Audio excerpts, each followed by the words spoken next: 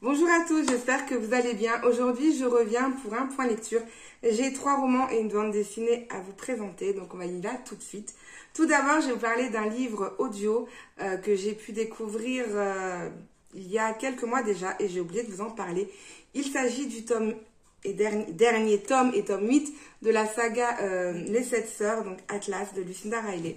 J'ai adoré ce roman, même si j'avais beaucoup d'appréhension au début, parce que j'ai lu les 7 premiers tomes que j'avais adorés, et je pense que vous savez tous que Lucinda Riley est décédée il y a 1 ou 2 ans maintenant, alors qu'elle était en train d'écrire son dernier tome, le tome 8, mais son fils a décidé de reprendre l'écriture de ce roman, et j'avais un peu peur qu'il ne suive pas la continuité de sa mère, et au final, au début du roman, il nous explique très bien que sa mère, en fait, il y avait un scénario qui avait été fait parce que cette saga devait être faite en film ou en série, je ne sais plus.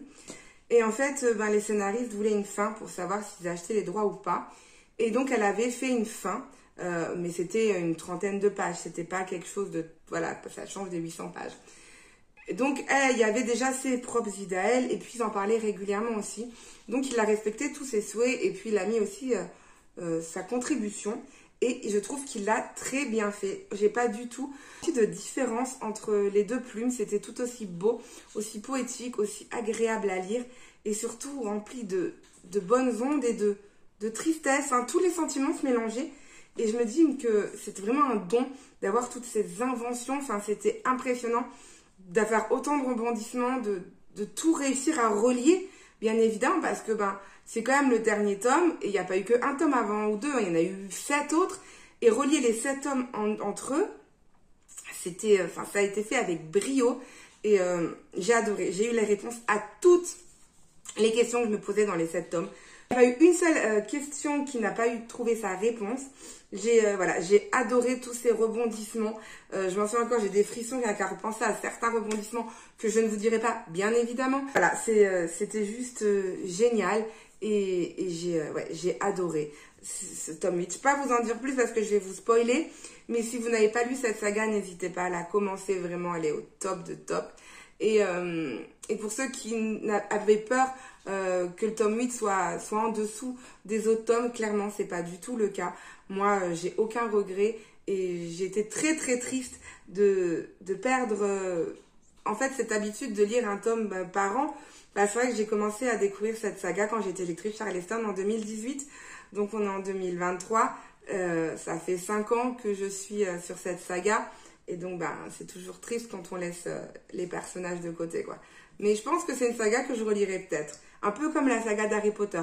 J'étais tellement attachée à ces personnages que je me dis qu'ils sont dans mon salon, ils y restent et j'y toucherai pas. Et voilà, le tome 8, je vais aussi me le procurer, ça c'est une certitude, juste pour l'avoir dans mon salon. Ensuite, j'ai lu La Villa des Petits Bonheurs de Lucie Diamond aux éditions Charleston. Donc celui-là, je l'ai bien aimé, mais c'est loin d'être mon préféré de cette autrice. Donc là, en fait, on se retrouve au 11 Duck Square à Brighton. Donc c'est une grande ville où, en fait, il y a dans un immeuble plusieurs appartements. Logique, c'est un immeuble. Et en fait, il y a 3 étages et il va y avoir différentes personnalités, différentes femmes. Il y a Rosa, Charlotte et Georgie. Ils ont chacun leur raison de refaire leur vie au bord de la mer. Donc on va faire la connaissance de chacune d'eux. Donc par chapitre, en fait, on se doute de qui est qui. Et j'ai beaucoup aimé, en fait, l'histoire en elle-même. Mais j'ai trouvé que c'était très long. Et c'est peut-être pour ça que j'ai pas eu un coup de cœur. Je me demandais des fois où l'autrice voulait en venir. Et j'ai vraiment l'impression qu'elle a tricoté, en fait, pour arriver à sortir un roman de 450 pages. Je pense que clairement, elle aurait mis 300 pages. Ça aurait été tout aussi bien, voire peut-être même meilleur à mon goût, bien évidemment. Parce que les filles restent tout aussi attachantes. Chacune d'elles a ses propres soucis qu'ils arrivent à résoudre grâce au soutien des autres. Et voilà, c'était très beau, chacun ses rêves, chacun... Et voilà, j'ai trouvé que c'était très bien fait. Et c'est vrai qu'il y a des fois, je crois que c'est Rosa ou Charlotte, je ne sais plus c'est qui. J'avais envie de la secouer parce qu'elle est venue vivre à Brighton pour son copain qui la traite un peu comme une moins que rien et j'avais juste envie de la secouer Bon, au final, après, la jeune fille, je l'ai quand même appréciée. Mais au début, c'était celle que j'acceptais, que j'aimais le moins. Mais voilà, l'histoire est quand même assez sympa. C'est assez cocooning, mais c'est pas mon préféré de l'autrice. Pourtant, Dieu sait que j'aime Lucie Diamond. Ensuite, j'ai lu Dentelle, Béquille et Revolver de Isor de Saint-Pierre aux éditions L'Archipel.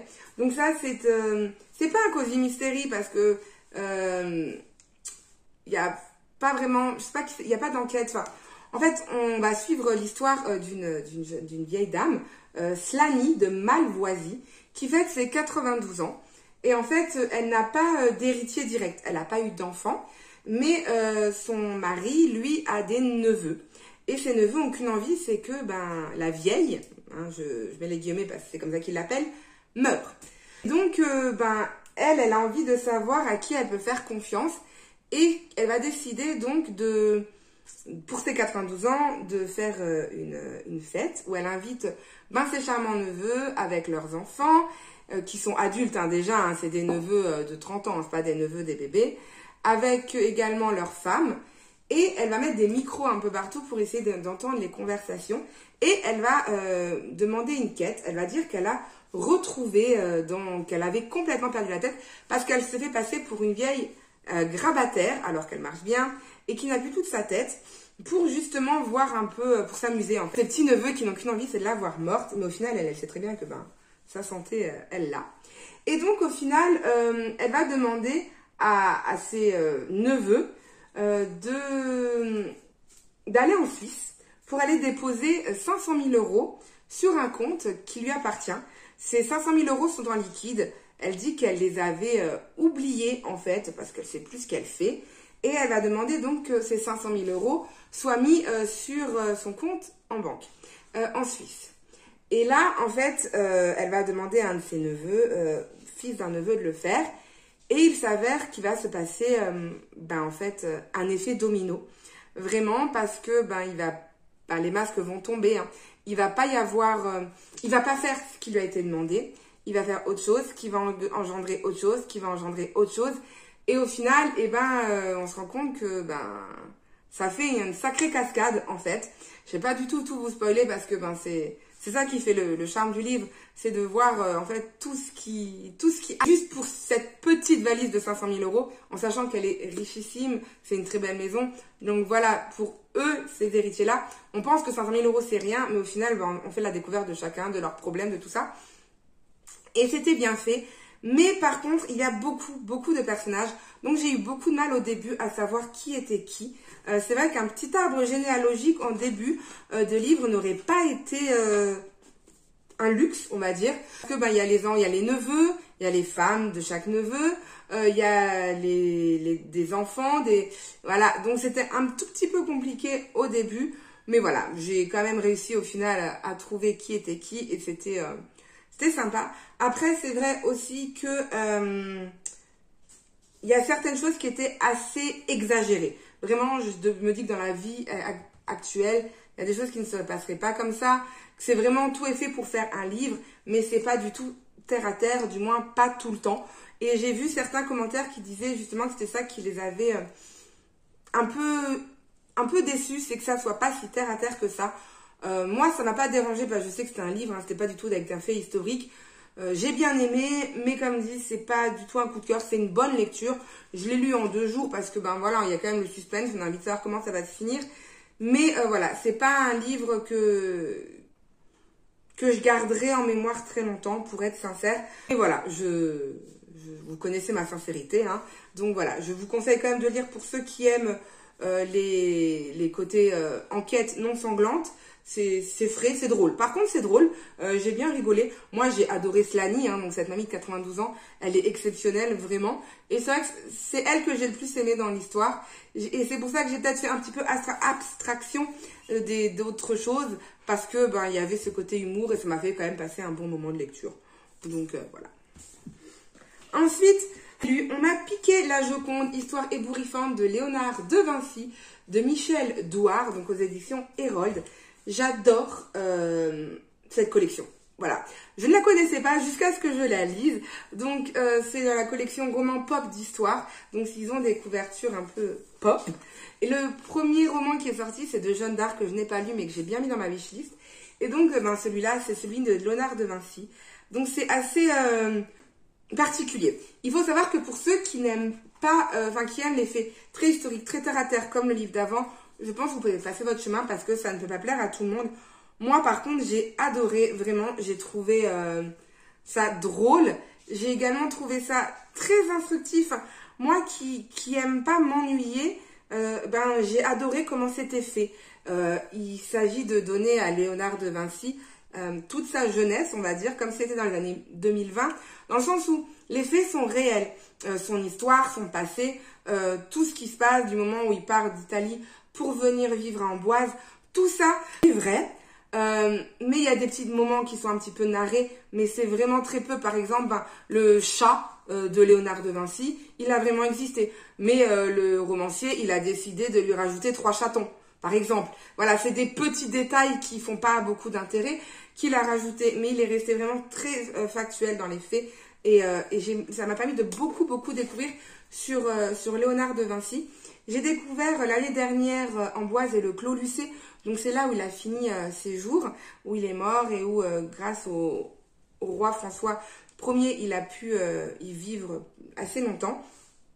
Et donc je me dis que j'aurais vraiment voulu lire ce livre avant de le faire, le Clos Lucé, parce que là j'ai qu'une envie, c'est de retourner au Clos Lucé et me dire, ah oui, ça dans le livre, là en fait c'était sa chambre. Et en fait quand j'ai fermé ce livre, j'ai passé 1 heure sur internet à essayer de trouver des photos, des machins, essayer de comprendre. Enfin, ça m'a vraiment intriguée, ça m'a vraiment intéressée, parce que c'était pas ennuyeux. Alors je sais que dans le book club, il y a certaines personnes qui ont pas forcément aimé à 100%, justement parce que c'était un petit peu léger à certains moments, et surtout des choses, moi ça m'a fait drôle, j'arrive pas à vous trouver un exemple, mais souvent il mettait une citation d'une chanson actuelle. Par exemple, c'est une connerie, mais allumer le feu, il va mettre, ou là j'essaie de trouver, mais voilà. Par exemple, là il y a ce que vous me fatiguez, c'est prodigieux, ne fatiguez à ce point, blablabla. Et il répond alors j'irai au bout de mes rêves, où la raison s'achève, tout au bout de mes rêves. Voilà, et donc je chante comme une casserole, on est d'accord. Donc voilà, il y a des petites phrases comme ça et c'est assez drôle.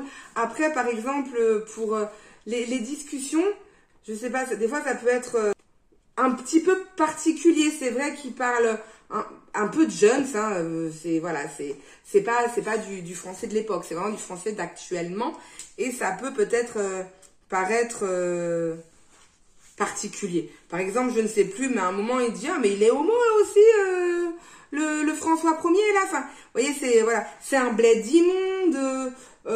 Pourquoi le roi est venu s'enterrer ici? Voilà, vous voyez, c'est un peu des choses qui peuvent être un peu particulières et ne peuvent pas plaire à tout le monde. Mais moi, ça m'a permis de le dévorer, ce roman, et de vraiment être plongée dans l'histoire. Vraiment, j'ai beaucoup aimé. Ensuite, j'ai lu Coquelicot, donc c'est une BD des éditions Le Duc de Fanny Vella. Donc, je vous montre un petit peu les illustrations. Oula! Ça, c'est une BD qui est plus pour les jeunes filles et les femmes, mais pas du tout pour les enfants. Tout de suite, au début, elle écrit « Avertissement au lecteur. Cet ouvrage aborde des sujets difficiles. Pour en savoir plus, consultez la liste des thèmes, page 123. » Donc, je vais clairement pas vous spoiler, hein, c'est écrit. Donc, on va aborder le thème de l'automutilisation, de la dysmorphophobie, de la dépression, de la malnutrition, du viol conjugal. Voilà un petit peu les thèmes qui vont être abordés. Mais tout ça va être relié à quelque chose que les gens ne connaissent pas trop. Moi, qui étais du côté médical, je n'en avais jamais entendu parler non plus. Il s'agit du vaginisme. Et donc, rien que pour ce mot-là, je conseille à tout le monde de découvrir cette bande dessinée, parce que c'est vrai que c'est un sujet qui est très tabou. Et quand on dit que c'est une intimité, sexualité, estime de soi, le combat d'une héroïne encombrée par un corps qu'elle ne comprend pas, c'est exactement ça, parce qu'en fait, son corps veut quelque chose, elle veut autre chose. Et il lui a fallu plus de 20 ans, voire même plus, pour comprendre pourquoi son corps était comme ça. Et en fait, on la suit vraiment de toute petite à toute grande. C'était vraiment bien fait. Les thèmes étaient abordés avec force. Et peut-être que ça pouvait être en même temps dérangeant. Mais moi, j'ai trouvé que c'est tellement bien abordé que non, c'est pas dérangeant en fait. C'est juste important à lire et à découvrir. Et je vous le conseille à toutes fortement. Donc voilà pour les romans que j'ai lus. Il y en a encore d'autres, mais on y va 4 par 4. Hein, voilà, vous le savez. Les prochains, j'en ai 3 qui attendent. Je pourrais même peut-être en tourner une encore maintenant, mais là le soleil commence à tomber, donc je vais arrêter parce que je lis beaucoup, j'écoute beaucoup de livres audio en ce moment et j'ai fait de très belles découvertes. Donc je vous en parlerai très vite. Sur ce, je fais de gros bisous, je vous souhaite une bonne journée, une bonne nuit, tout ce que vous voulez et je vous dis à très vite. Ciao!